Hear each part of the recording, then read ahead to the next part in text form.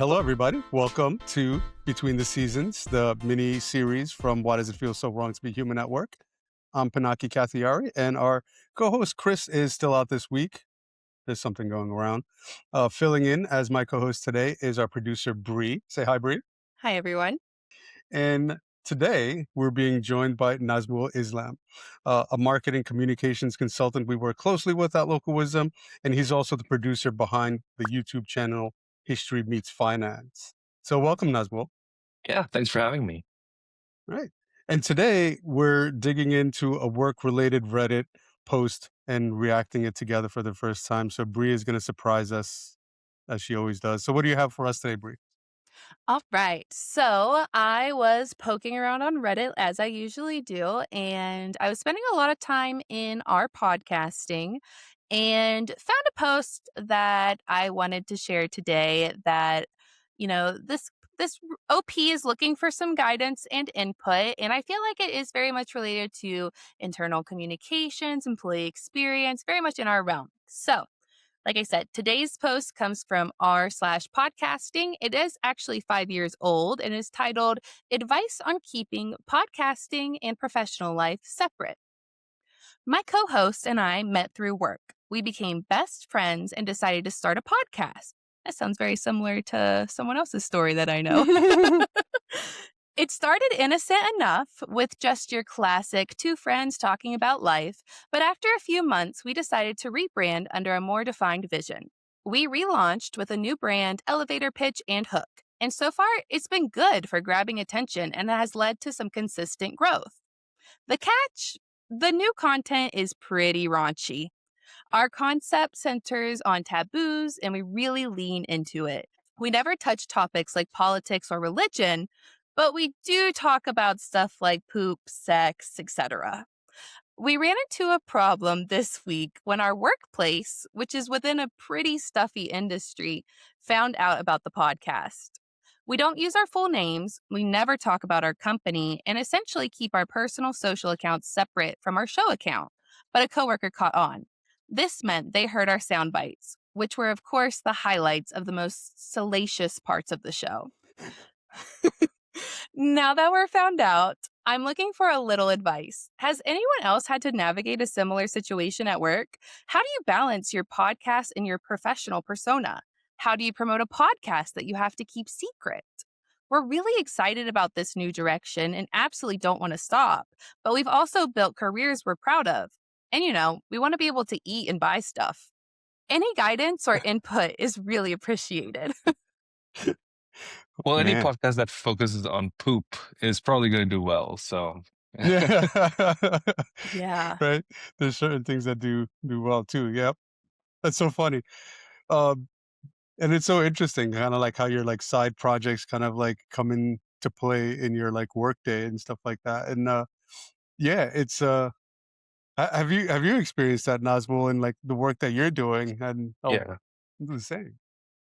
Yeah, it's interesting because I think for most companies, you have to, especially when you're starting a new job, you have to declare whether you have like a social media presence that is, not private, and you have like an influencer kind of background, because companies want to get some kind of like a separation between, what you're promoting on your personal and your creator kind of like lifestyle versus what you would say for the company. So there is that flag. So when I started my last job, my last corporate job, I had to declare it, and I think Hmm. it's always best to be upfront and just to declare, because in the age of the internet, when you're hosting a podcast or you have like videos, it's probably not gonna stay a private thing, especially if you have like a large following or if people enjoy your content, it's probably going to get shared. So your employers will at some point find out. Um, so I always say, like it's better to just be upfront and clear about what's happening rather than, having to deal with it later on. So in Yeah. my previous job, I had to like declare it. I checked it with my line manager. It seemed fine. So, it wasn't an issue for me, but I can certainly understand for this specific example, it could be contentious. So I don't have an experience with salacious content per se, but yeah, and Yeah, from my us perspective, either. like just yeah, just being upfront, I think is always helpful. Yeah. Yeah, totally. I think so the 2 hosts, they met at work, so they were already Mhm, in this job, and I do think, it does add another layer from, like, the company's perspective that it's 2 of their employees. It's not just 1, it's mhm, 2 of them that started it together, and, Mhm. like, I remember in those times putting in all my bios, like, "My opinion does not reflect the opinion of my company," or something like that. Mhm. So, like, my question would be is, does this company have a social media policy, and what does that look like? mhm. And did you sign one? Absolutely. Exactly, and look at that, and, the handbook has probably a lot of that stuff. That is interesting 'cause, I know a lot of our clients have, like, policies for, like, social media and whatnot.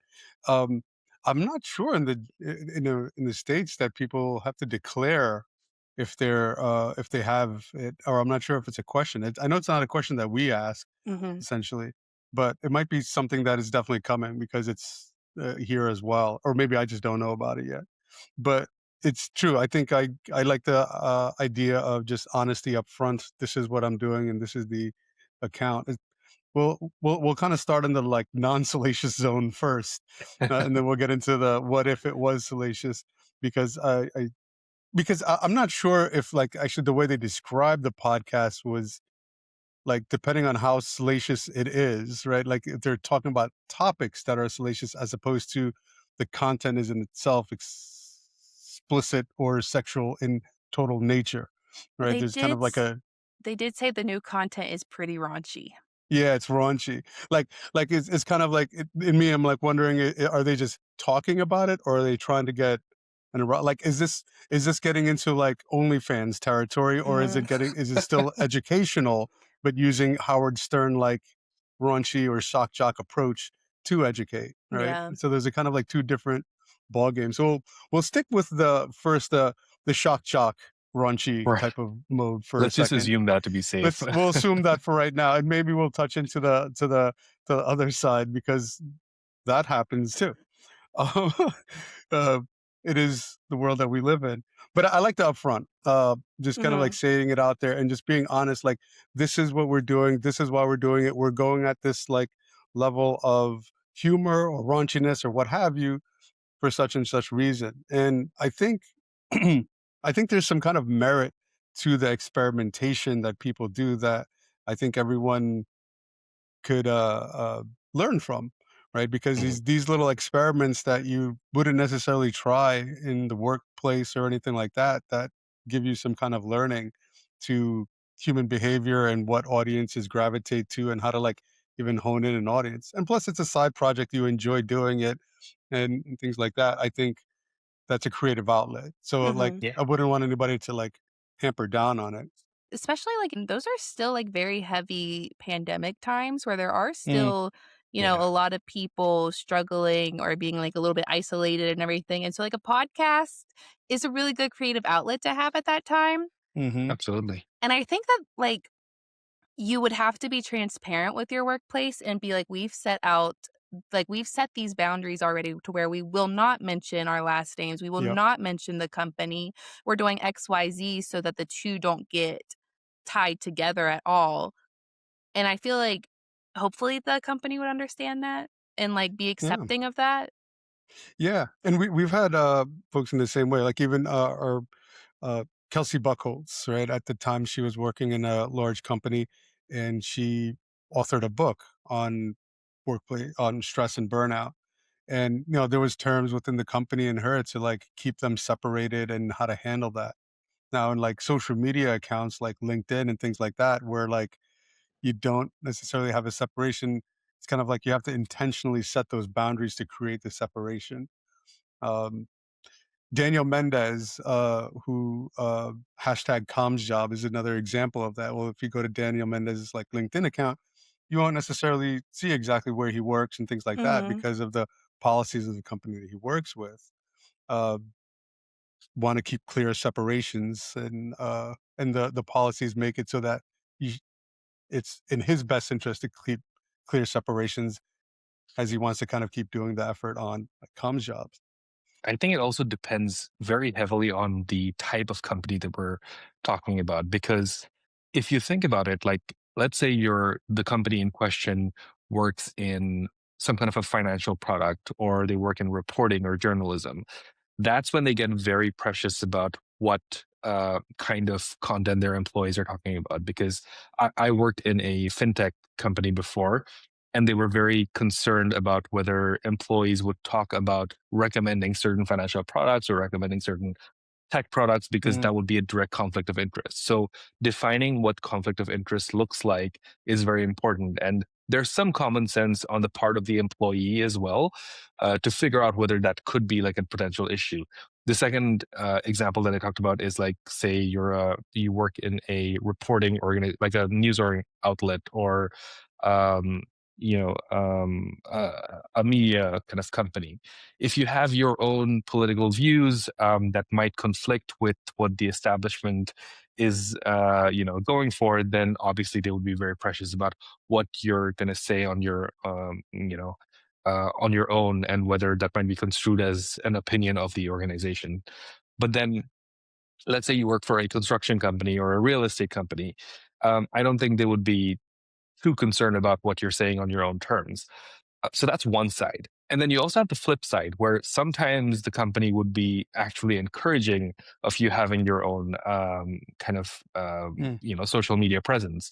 Like I've seen a number of YouTube strategists or content strategists, social media experts who have their own following, and that's valued very highly by the company for which they work, because that experience directly translates to the company's benefits as well. It also helps the company. And then I saw, a number of examples like that recently, which I think does add value. I think I mentioned real estate before. I've seen a number of real estate um, companies. They encourage their employees to have like really fancy social media profiles, because that helps with the selling of products on their end as well. So I think it depends on the company. So as long as you go in with a clear understanding of what is the conflict of interest, is there going to be like a potential problem, and then use common sense to figure out where you stand and what the risk is. Um, that's always the best way to do it. But like you said, Pinaki, I think just being upfront and candid, I think is always the best way to go, because yeah. everything is discoverable. I like the way you explained that. It's much more calm than me. Like I'm just because as a creative, it's like sometimes you just get an idea, like hey, let's do a podcast. Oh, why does it feel so Mhm. wrong to be human at work? And you're like, is that going to make us look bad or right? Like, uh, so it is, and I just kind of like want to jump into a project, so I understand the creative juices that flow or the energy that comes from that, and then the level-headedness of like trying to find those boundaries and know where the conflicts may arise. So yeah, it's similar to this podcast and everything like that. Like I have my own views, but this is about education. So it's not about my views per se, but it's about like digging in to like understand the why behind things or just ask questions behind things and whatnot. Mhm. Mhm. But it's Yeah. funny, like one of my first jobs, it was in a very compliance or compliance regulated organization, large organization. But it was when this was actually even before YouTube came out. There was one of my coworkers really enjoyed doing videos, and he found this site called Rever where he could upload videos and get ad revenue from it.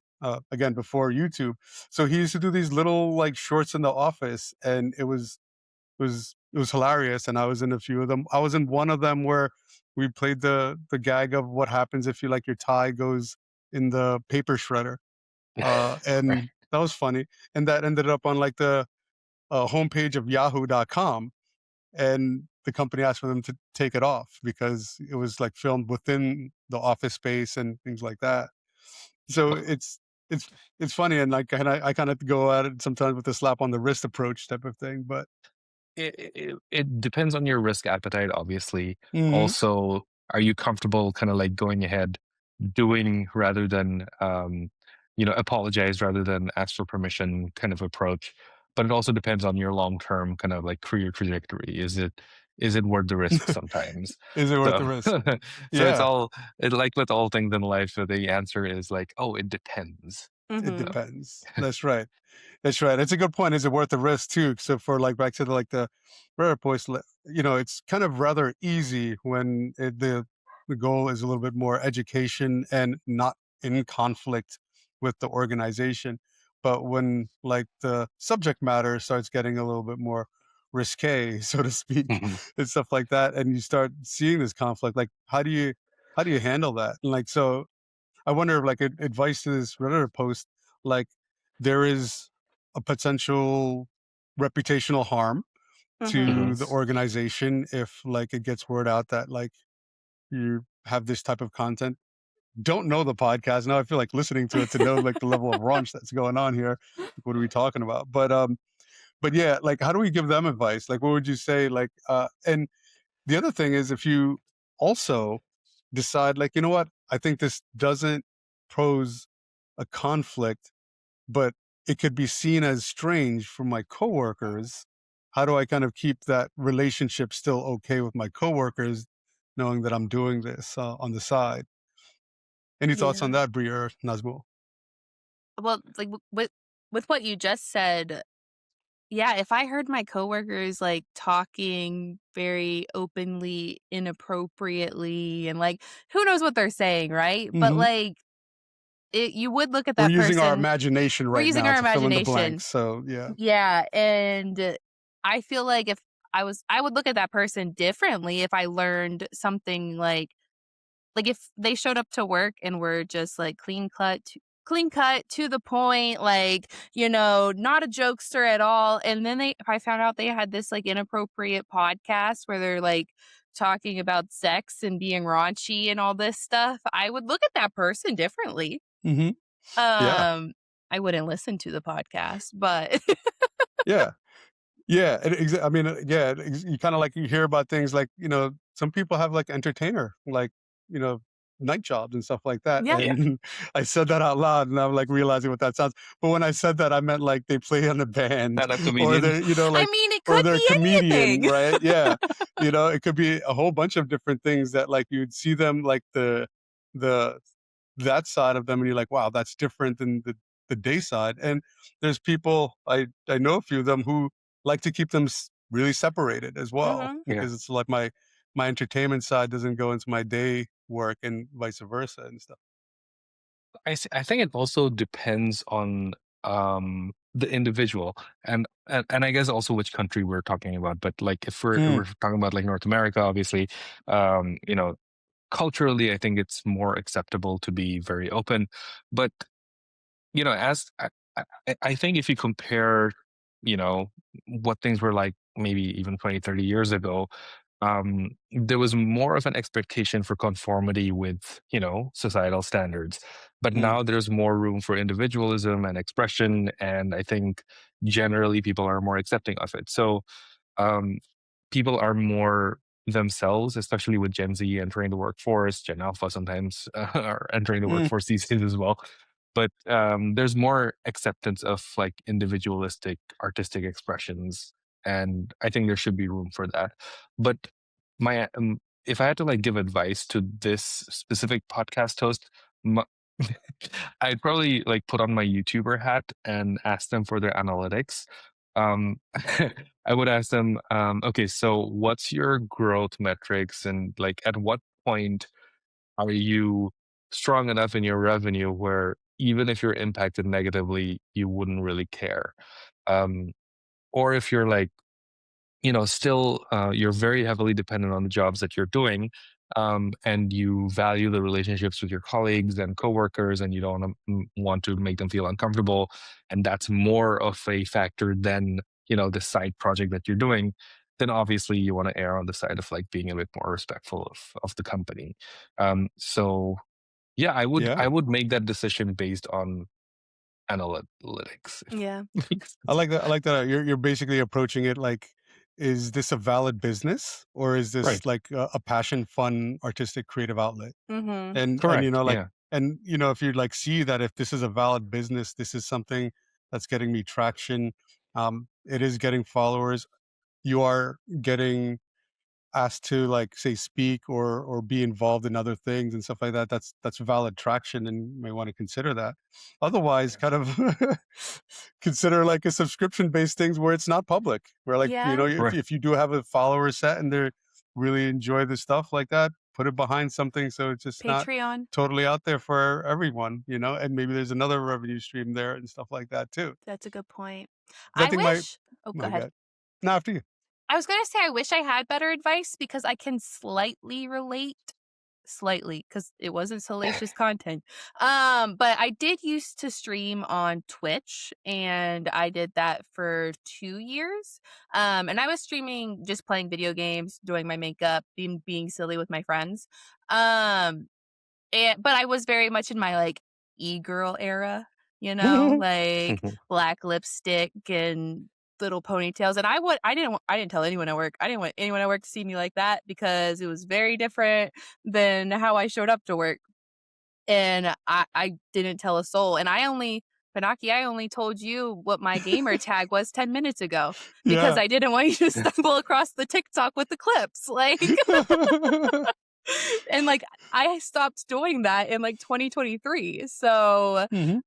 I don't have any I feel like I don't have any good Yeah. advice because I kept it a secret as well, but I wasn't doing anything bad, like, I Yeah. wasn't doing like yeah, I was, dropping the F-bomb every other sentence, but, I wasn't doing anything scandalous that would be like, "Hey, we can't have you representing the company if this Yeah. got out," you know? Yeah. And I think, I guess, yeah, it's like, is it really worth it? At the end of the day, Yeah. is it worth sharing your thoughts and your opinions to potentially lose your income and your job? Yeah. Or Yeah. cause relationship damage for, like, your coworkers and things like that. Yeah. Or and just kinda like, yeah, in some it depends on, I think, how upfront or honest you are about it and how far you're taking it. Like, I think there's probably a spectrum here where it could go too far, and a spectrum, where we get bringing it in too much. So if it is something that should be separated, whatnot, uh, I think I think it should. 'Cause I think di overall, what I'm glad is, like, people are or the world seems to be becoming more, open, with diversity, and when I say diversity, I mean in all sense of the word, from, like, not only, like, backgrounds, ethnics, but age, thought patterns, etcetera, and just being accepting of that, because diversity is hard and it takes a lot of work, but it is so beneficial at the end. You get perspectives and insights and experimentation and things like that that you wouldn't get otherwise. So I'm Yeah. for trying and exploring your passions, but at what cost is going to be a Right. fun thing. From an employer perspective, like if you were the employer, Bree and Pinaki, like what would your reaction be if you were to find out that your employees had that kind of a podcast? Yeah, I'd want to at least listen. I'd like, what is this? What's going on? And like, and so if it was me, and we do have like a lot of folks who are bands, entertainers at Local Wisdom, and I really do welcome that other like creative outlet in there. And I've gone to shows, I've gone to and things like that.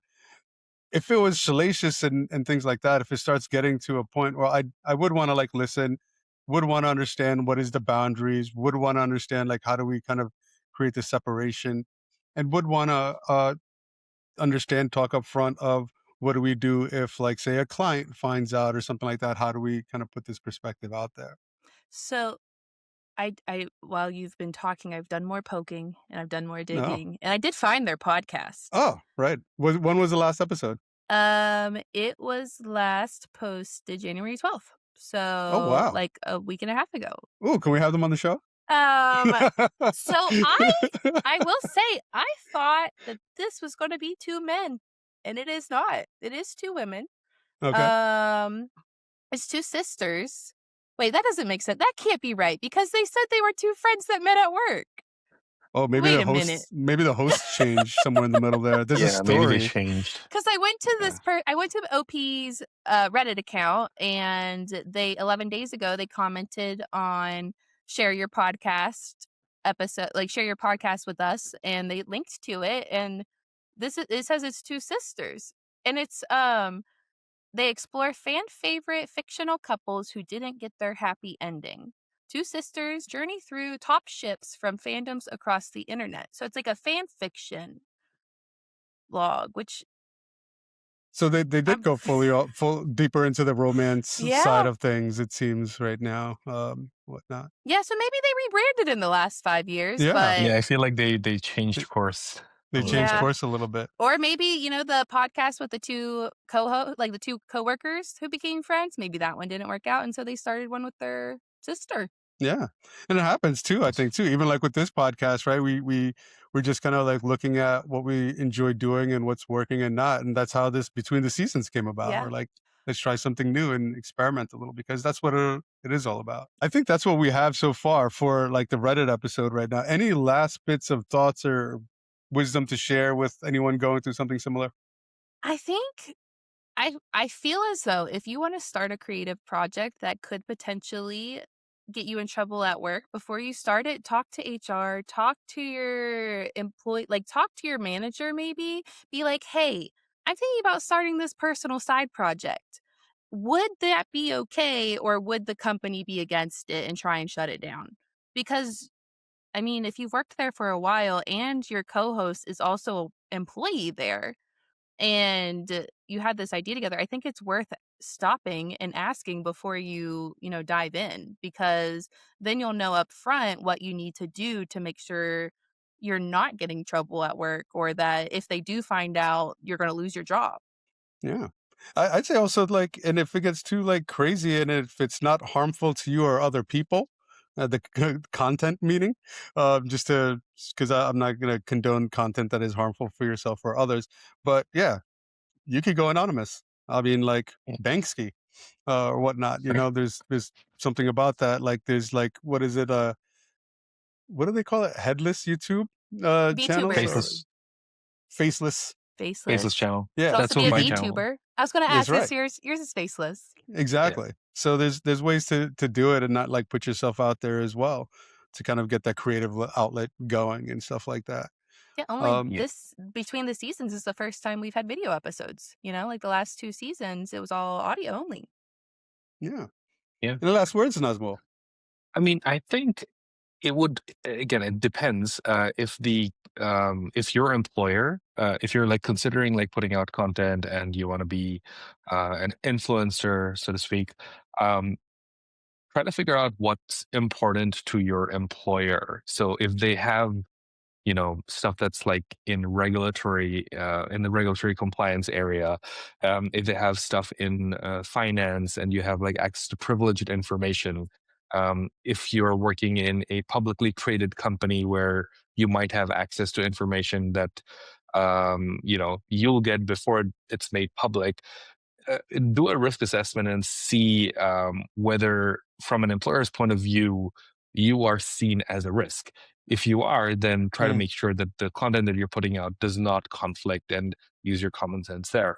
And if you feel like it really does, have a significant overlap, it's always better to kind of inform, because then that secures your job. Because in this economy, I think it's very important to, if you're reliant on a full-time job, uh, you know, prioritize that. But I mean, having said that, it's also very important to focus on your passion and focus on a creative outlet, because you never know what it could lead to. So I don't condone like completely like abandoning your things just because your company might be against it, but use your common sense, try to figure out where there could be a conflict of interest, and use your best judgment. that's so fantastic.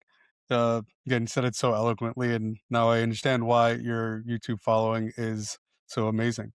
So, Nazmul, thanks again for joining us today. It was a fantastic conversation and great Thank- advice for someone who's just like, thinking about doing their own thing, but wondering, is this something that's going to affect my day job? Before we wrap up, Nazmul, can you just tell us again where people could find your work? Yeah, absolutely. So first of all, thank you for having me. This was a boatload of fun. I really enjoyed it. So I'm a communications consultant, and I work with clients on internal communications and general comms projects. But my passion project is a YouTube channel. It's called History Meets Finance. You can just search those words on YouTube, and you'll be able to see documentaries where I make historical financial documentaries about things that shape how we think about money today. So yeah, thanks so much for having me. This is great. Thank you for being on, and thank you all for listening and tuning into this week's episode of Between the Seasons from Why Does It Feel So Wrong to Be Human at Work? As you know how it goes in channels like this. If you enjoyed the conversation, hit the subscribe button and all that good stuff. Get it wherever you get your podcast. We're going to be back next week with another short and honest conversation about how to be human at work. So we'll see you next time.